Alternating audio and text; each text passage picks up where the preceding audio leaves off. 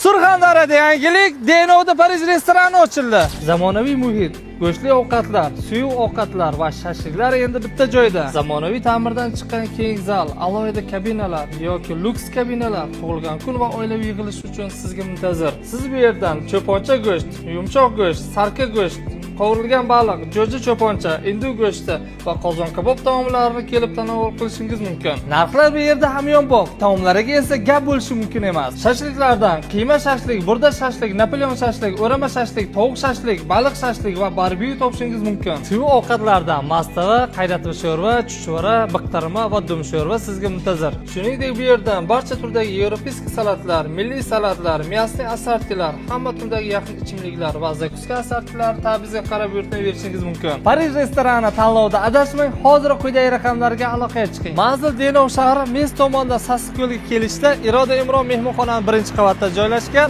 Hammangizni Parij restoranida kutib qolamiz. Ushbu videoga like bosib, bu videoni birga kelmoqchi bo'lgan do'stingizga yuborib qo'ying.